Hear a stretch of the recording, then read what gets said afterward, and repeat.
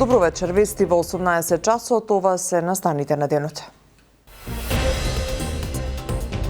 Потресно сведоштво на таткото и на сопругата на исчезнатиот Самуил Костадиновски, од кого 10 ден нема ни трага ни глас. Молба до сите луѓе, со добра душа, со чисто срце, искреност, значи да не се помогне да го пронајдеме Самуил, доколку се уште е жив. Обвинителството бара двајцата осомничени за грабнување да останат во притвор. Минималецот се зголемува на 20.175 денари. Секој работник следниот месец ќе ја зема ова плата како минимално. Синдикатите бараат усогласување и на останатите плати. Работодавачите со порака. Работниците да ги заслужат платите.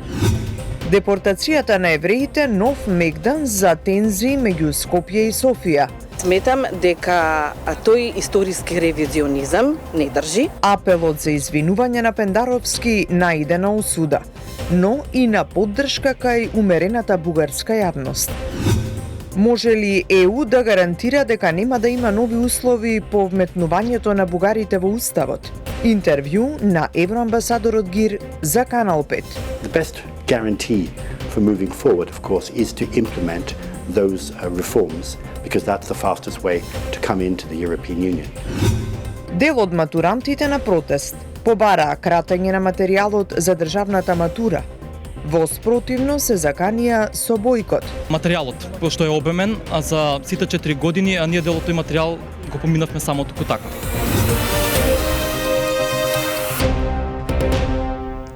Основното јавно обвинителство Скопје отвори истрага за случајот со киднапирањето на 26-годишниот Самуил Костадиновски, внук на Љубе Бошковски.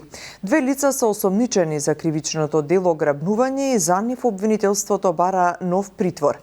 Тие на 3 март заедно учествувале во дејствие на грабнување на едно лице во Кисела Вода. Осомничените на возраст од 30 и 25 години претходно беа задржани во краткотраен притвор во трајање од 2 пати по 48 часа со цел обезбедување докази. Од јавното обвинителство посочуваат дека постојат околности што укажуваат на опасност од бегство, особено околности кои ги оправдуваат стравот дека осомничените ќе се обидат да ги скријат или уништат трагите на кривичното дело и ќе влијаат врз сведоците или ќе го повторат делото. Се вели во соопштението на обвинителството, во кое се посочува дека јавниот обвинител до судија на претходна постапка од Основниот кривичен суд Скопје сега доставил предлог за определување мерка притвор за двајцата осомничени. А попладне во емотивно сведоштво за Канал 5 од семејството на исчезнатиот Самуил Костадиновски, по кого се трага 10 дена. Сања Трајковска-Ставров е во населбата Лисиче. Сања, што велат од семејството Костадиновски, што се крие зад неговото исчезнување? Тања, што се крие зад неговото исчезнување, тие не знаат, меѓутоа се сомневаат дека тој е киднапиран, велат дека веќе 10 ден нема ниту трага, ниту глас од него и бараат надлежните да искочат со детали и да им раскажат што се случува со нивниот близок. Неговата сопруга, со која тој има 3 годишно дете, а и самата е бремена со уште едно дете, раскажа емотивно пред камерата дека станува збор за добар човек кој спортувал, кој едноставно со семејството ги минувал деновите. Таа вели дека не и за никогаш не и кажал дека има било какви проблеми, апелираше до граѓаните ако нешто знаат, ако негдека го виделе, да им јават, да им кажат. И тука предлагам да не должам многу да ја слушнеме и нејзината порака до јавност. На 3 март се губи секоја трага од нашиот Самуил. Значи, индициите наведуваат дека ова е киднапирање, а не е самоволно исчезнување на Самуил. Не е самоволно додачување. Меѓутоа не загрижува неажурноста на надлежните до денес да се пронајде мојот сопруг. Значи, меѓу другото, колата во која што е извршено киднапирањето, после 3 дена е пронајдена запалена во атерот на село Драчево. Полицијата соопшти дека се притворени двајцата од грабнувачите во киднапирањето, учесниците во киднапирањето, меѓутоа се што беше направено досега, не во истрагата, во целосната истрага, не дојде до пронаоѓање на Самуел, ова веќе 10-ти ден денеска. На што последно се сеќавате? Разговаравте ли дента кога исчезна? Самуел досега немал никакви проблеми, Самуел е спортист, не конзумирал никакви наркотични средства, не пуши, не пил, значи човекот воопшто, фамилиарен човек, спортски израснат. Има официјално медали, добиено златни медали во кикбоксер бил порано, значи. Ова е шок за сите, за целото семејство. Ова ни се случува многу, не знам, ова дали го има на филмова се што се случува со нас. Што ќе се случи понатаму, како ќе ги раснам децата без татко. Тие што немаат еден родител, тоа го знаат. Тие што израснеле, нема што да кажат, меѓутоа да си молба до сите луѓе, со добра душа, со чисто срце, искреност, значи да ни се помогне да го пронајдеме Самуел, доколку се уште е жив. Се молиме само да е жив, бидејќи немаме ни трага ни глас од него моментално. Така, Тања, пред камерата на Канал 5 говореше и таткото на Самуел и тој вели дека неговиот син бил добро дете кое не прави проблеми, дури вели дека и не пиел ни алкохол, апелираше и тој до надлежните, иако вели дека е задоволен од досегашните напори на полицијата и обвинителството, меѓутоа сепак сака да дознае што се случува со неговиот син од полицијата. Да ја слушнеме и неговата изјава тука. Нашиот син исчезна на 3 во 9 часот и 36 минути е киднапиран во припор. И од тој момент не знаеме ни каде, ни што е, немаме никакво сознание до сега и иначе сме благодарни на работата на министерот, на директорот на полиција, али не сме можда дефинитивно нема ни еден изјава на прес да каде ше некој, докаде е работата или на каде врват текот на истрагата, ме разбери, немаме никакво сознание за синот. На што се сомневате? Имате ли некој сомнеж? Што се случува? Па ми се чини дека е киднапиран, и можда, ја не тврдам, ама можда да имал во себе си некаков износ на сума на пари. Ме разбираш? А тие што го киднапирале, дознавне од други деца дека биле тие зависници на крек, на амфетамини земале и глумеле во градот дека све некакви фаци, дека можеле, ги имаше сликано на Facebook на слики со оружје, со панцири, се сликани. Така, објаснувањето од надлежните за досегашните детали, односно за тоа што не се споделуваат истите со јавноста, е токму поради безбедност, нели, и постапки во истрагата. Сепак семејството бара одговори и се надева дека нивниот близок е жив. Тоа се сите детали од тука, Тања. Сања, ти благодарам. Уште една американска банка во колапс. Редици пред вратите. Бајден смирува. Банкарскиот систем е стабилен. Every American should feel confident that their deposits will be there if and when they need them.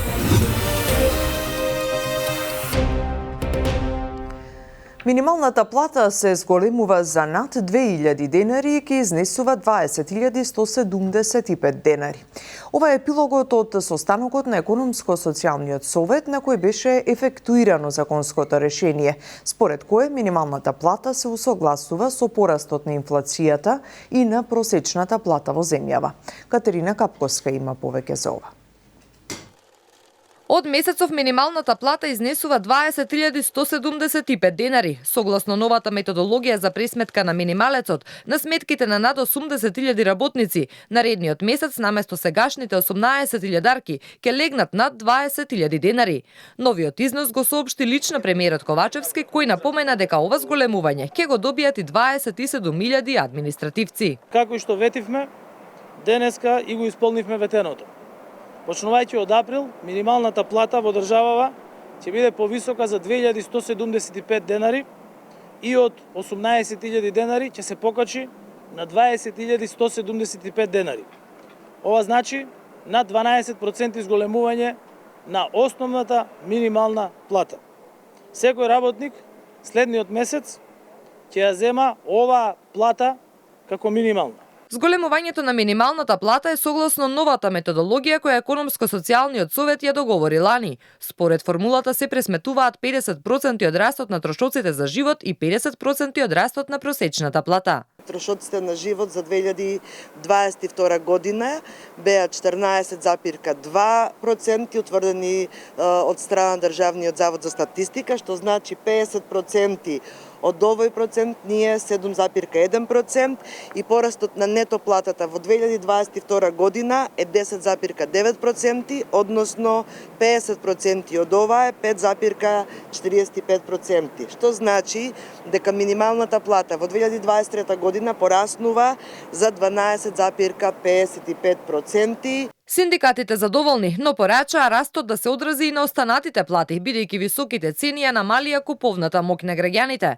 Работодавачите ќе го почитуваат законот, но според нив, работниците не треба да се задоволни само со минималната плата, туку да се мотивирани да заработат и повеќе. Сите работодавачи, како во приватниот сектор, така и работодавачите во јавниот сектор, односно владата, да најдат цели и начин да ги усогласат платите и на останатите вработени, за да не дојде до една соодветна уравниловка, каде што нема да имаме силно мотивирани работници. Да имаме попродуктивни работници, да имаме млади луѓе кои ќе бидат задоволни со живењето во оваа држава и да имаме млади луѓе кои ќе сакаат да работат во приватниот сектор. И со овој раст на минималецот ќе бидат потребни 2,5 минимални плати за да се задоволат основните потреби на едно 4-члено семејство. Според пресметките на синдикатот, потрошувачката кошница минатиот месец изнесувала 50.909 денари, од кои над 19.000 денари оделе само за храна и пијалаци. Председателот Пендаровски нема намера дополнително да коментира, ниту да се дообјаснува по жестоките реакции во Софија на неговата изјава, дека Бугарија треба да се извини за депортацијата на македонските евреи. Од друга страна, професорот и екс-советник на бугарскиот председател Желев, Михаил Иванов, категорично застана зад апелот на македонскиот председател. Јана Јосифовска за ова.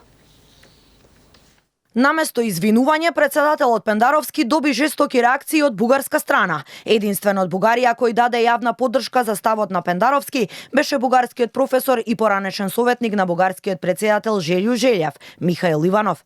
Цитирајќи ја пораката на председателот дека за да има помирување, мора да има извинување за улогата на тогашната профашистичка влада во Софија, порача дека се приклучува кон повикот на Пендаровски. Зошто не ги слушам демократските политички партии за срамната позиција во која генералот Радев и неговиот круг ја ставија Бугарија, напише Иванов на социјалната мрежа Facebook. Дека Софија треба да се извини и на еврејскиот и на македонскиот народ и да ја прифати реалноста за соработката на тогашната власт со фашистите. Согласни се и македонските историчари. Затоа постојат светски историски факти и докази кои го побиваат историскиот ревизионизам на кој упорно инсистира Бугарија, вели професорката Наташа Котлар. Сметам дека тој историски ревизионизам не држи и ако одиме по научната логика, тогаш навистина треба да има извинување од другата страна и да се признае она што се случило во еден историски период, а тоа е времето на Втората светска војна.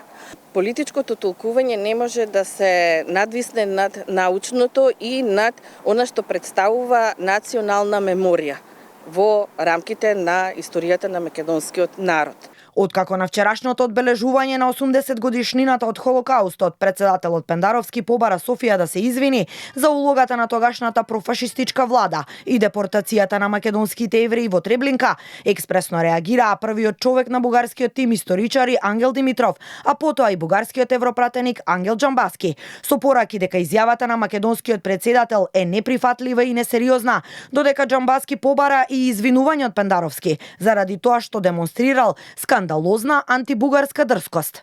Председателот нема да ги коментира ваквите реакции кои доаѓаат од Софија. Од неговиот кабинет за Канал 5 изјавија дека нема потреба за дополнителна изјава, затоа што вчерашната порака била јасна и потврдена од сите гости и представници од еврејската заедница. Евроамбасадорот Дейвид Гир во интервју за Канал 5 вели дека ги разбира фрустрациите поради предолгото чекање, но во исто време порачува дека Европската Унија и Македонија имаат заедничка корист од членството на земјава во Унијата. But in terms of guarantees, as you know, in this process, in the accession process, there are many parts of many moments in the accession process when there is a need for decisions to be taken by unanimity. What's important is that there is a responsibility on our side to ensure that when those decisions come, they are made on the basis of the reforms that the country is putting, the European Union related reforms that the country is putting in place, and not on other issues. This was very much the sense of what both President von der Leyen and President Michel conveyed when they visited Skopje last July. So, of course, this is a very important element, but the best guarantee for moving forward, of course, is to implement those reforms, because that's the fastest way to come into the European Union. Целосното интервју што Јован Ѓорговски го направи со евроамбасадорот Гир, кој одговара и на повеќе прашања поврзани со евроинтегративниот процес, ке го емитуваме подоцна во Вестиве. Продолжуваме со останатите содржини. Председателот Стево Пендаровски денеска во Истанбул оствари средба со Вселенскиот патриарх Вартоломеј. На средбата било констатирано дека единствениот пат за добивање легитимен и целосно прифатен томос за автокефалност е оној кој го издава Вселенската патриаршија. Поради тоа очекуваме, како држава и црква од врховното институционално тело во православието, да ни го додели официјалниот документ за црковна самостојност, томос за автокефалност. Со одлуките на Вселенската патриаршија на нашата држава и се признава правото на користење на името Охридска архиепископија, што значи црковен континуитет од 1000 години, се вели во соопштението од кабинетот на Пендаровски.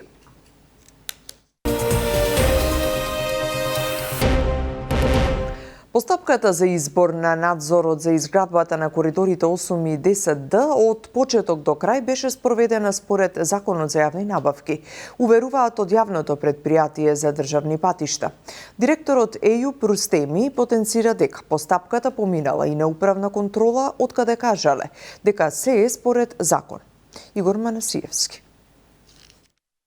На 22 април е закажано поставувањето на камен темелникот и почетокот на изградба на новите автопатни делници, кои ќе бидат во вкупна должина од 110 километри и кои треба да бидат готови за 4 години и 7 месеци.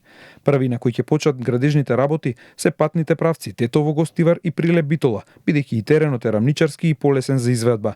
Според проценките во кои учествувал и градежниот факултет за тоа како е дојдено до вкупна сума од 1,3 милиарди евра, предвидено е дека автопатот Тетово Гостивар за 17,5 километри планирани се 125 милиони евра. За делницата Прилеп Битола предвидени се 260 милиони евра за 39,4 километри, за Гостивар Бокојчани трасата од 30,3 километри ќе чини 560 милиони евра, а трасата од Требениште Струга до Ќафасан во вкупна должина од 21,7 километри ќе чини 360 милиони евра. Заради различниот терен на кој ќе се гради, најефтина за изградба ќе биде трасата Прилеп Битола со цена од 6,6 милиони евра по километар. 7,2 милиони евра по километар ќе платиме за автопат од Тетово до Гостивар, од Гостивар до Букојчани ќе биде потребни 18,5 милиони евра за километар и 16,6 милиони евра ќе чини секој километар на трасата Требениште Струга Ќафасан. Овие цени според власта се должат на високите цени на градежните материјали и се поскапата работна сила, а дополнително на оваа сума првично планирана се уште 238 милиони евра за експроприација, бидејќи нешто повеќе од половина од трасата е низ приватен имот. Сметаме дека наша обврска и должност е да ги изградиме овие патни коридори за 5, а не за 25 или за 30 години, со што ќе придонесеме и за посилен економски раст и развој на државата, за повеќе инвестиции, за побезбеден сообраќај, а со тоа и транзитот низ државата, повторно ќе го насочиме низ двата главни коридори на Балканскиот полуостров. Имавме една многу транспарентна поставка за избор на правен трансакцијски консултант и за надзор на коридор 8 и коридор 10D, каде што беше почитуван до крај законот за јавни набавки. Според владините представници, немало ништо незаконско во учеството на надзорот на компанијата Ептиса, бидејќи законот за јавни набавки гледа само дали фирмата е во ликвидација, дали има лиценца и дали има негативна референца за некоја незавршена работа, за да има забрана за да учествува, но не бара законот дали лицето е осудувано и дали се води некаква постапка против него. Од ВМРО ДПМН бараат јавното обвинителство да отвори истрага и да побара запирање на работата на конзорциумот, ангажиран за надзорот на коридорите 8 и 10D. Фирмата на Димитриевиќ во Македонија ќе врши надзор за криминална иста работа во Ерменија, тој се гони со меѓународна потерница. Криминалот го направил како одговорен на проектот на конзорциумот Савеш Ептиса. Ермениска шема Димитриевиќ Ептиса, од кој едниот е гонет за криминал, а фирмата поврзана со кинески капитал и руската врска на ампови кои се присутни и во двата договори, еднаш преку Институтот за патишта во Велес, еднаш преку Електра Солушен го земаат тендерот од 22 милиони евра. Со став поплатнево излегоа од компанијата Ептиса. Нагласуваме дека лицето Бранислав Димитриевиќ и неговата компанија, споменати во контекст на активностите во Ерменија, никогаш не биле ангажирани или вработени во Ептиса. Договорот во Ерменија го водеше друга консултантска компанија како лидер. Нашата улога во тој проект беше како партнер. Лидерот беше одговорен за спроведување на проектот, истакнуваат од Ептиса. Се вели во дел од соопштението на Ептиса.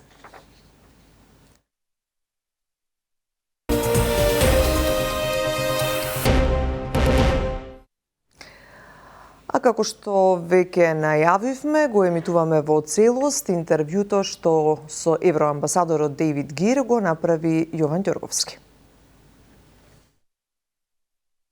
Mr. Gir, thank you for this interview.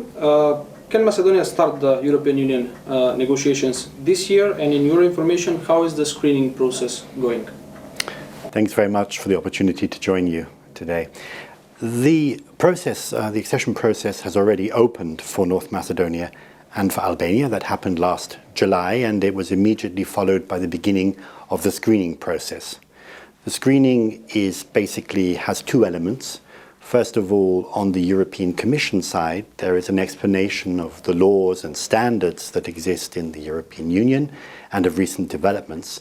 And then there's a very intensive interaction between the two sides, looking at where the gaps are in terms of legislation, implementation and enforcement, so that this country knows what needs to be done to bring it up to the standards of the European Union. Now, the good news is that this is going very well.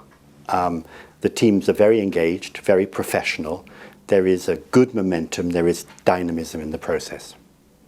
What if we don't get two-thirds majority? You said we started, but what if we don't get two-thirds majority by November for the second intergovernmental conference? The question of the constitution is obviously a sovereign choice for this country to make. I would make just a few remarks which perhaps are not, add a few elements which are perhaps not in the public debate enough. Of course, it will be important to look at the precise proposals to amend the Constitution once they're prepared and published. The first thing I would say is that this country has a good record on inter-ethnic relations, inter-community relations, and this change to the Constitution would only consolidate that.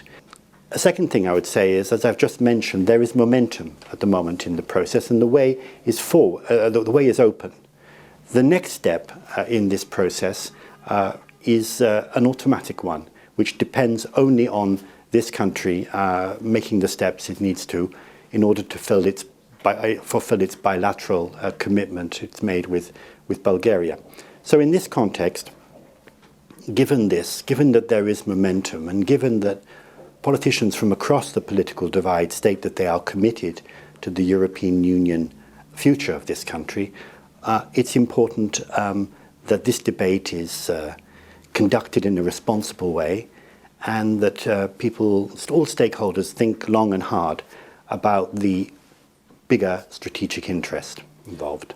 The opposition party, VMRO-DPMN, have said that they will not vote for the constitutional amendments until they receive firm guarantees from the European Union that there will be no any more demands and obstructions from Bulgaria. Is there a mechanism by which you can provide, the European Union can provide such kind of guarantees? In terms of guarantees, as you know, in this process, in the accession process, there are many parts of many moments in the accession process when there is a need for decisions to be taken by unanimity. What's important is that there is a responsibility on our side to ensure that when those decisions come, they are made on the basis of the reforms that the country is putting, the European Union related reforms that the country is putting in place, and not on other issues. This was very much the sense of what both President von der Leyen and President Michel conveyed when they visited Skopje last July. So, of course, this is a very important element, but the best guarantee for moving forward, of course, is to implement those reforms, because that's the fastest way to come into the European Union. According to latest polls, Euroscepticism in this country is increasing. How much of this do you think is because of the dispute with Bulgaria? And is the European Union doing enough to be visible in Macedonia? Can we expect new financial or energy assistance from the Union? I understand the frustration that people feel that it's taken so long to open accession negotiations. The country waited a long time, too long. But you know, we are today in a very different situation. In the course of the last couple of years, there has been an increasing commitment and seriousness from the European Union side to the enlargement perspective of this region and some others. And this has intensified following Russia's war against Ukraine. So we see a real momentum, and it's very important that this country is able to make the most of that momentum. The important thing about the accession process to say is that the European Union will accompany this country on every step of the way, and we're already doing that. We are by far the largest donor to this country. We provide something in the range of about 100 million euros per year. So if you go to any country, village, any city, village or town across the country, you'll see evidence of the practical benefits that our support has already provided. But we're also there, of course, in times of crisis. And you see that now, where we have promised up to 100 million euros in support to help stabilize the financial situation in the light of the pressures, economic pressures arising from Russia's war against Ukraine. We've also put on the table and provided now an energy package of some 80 million euros to help tackle the energy consequences of the war. Now, these are all abstract figures, but in fact, they're about real people. The European Union accounts for some 60% of this country's trade. And in terms of foreign direct investment, European businesses and companies represent nearly 70% of trade. So we are the overwhelming partner, not because of altruism, but because we see this country as an investment and as a future EU member state. How do you assess the reform process in this country? There is constant talk by political actors about the rule of law and the fight against corruption, but the perception among the citizens is totally different. The perception is that things change very little and too slow. Now, you mentioned two areas which are absolutely essential, crucial. That is the reform of the rule of law and the fight against corruption. These are so important that within our accession process, we look at them at every single step of the way, from the very first day to the conclusion of the process and the entry into the European Union. In both of those areas, you can say that some progress has been made. If you look, for example, in the area of corruption, the work of the State Commission for the Prevention of Corruption or the State Audit Office, there are important steps that have been made by them, in particular in dealing with things like clientelism. But we still have to ask why some of the recommendations from both bodies are not acted upon. In the judiciary, you can find parts of the judiciary where there are clearly committed individuals, institutions which are performing better. But we know that in both areas, an enormous amount, we still have a very long way to go. And there needs to be tremendous efforts led by government, but also involving the different institutions with the support of civil society and others to really push forward reform. The agreement with Frontex was signed in the Macedonian language. Can the European Union guarantee that the Macedonian language will be one of the official languages in the Union? after our accession, considering the unilateral declaration of Bulgaria. I'm basically asking you, Macedonians speaking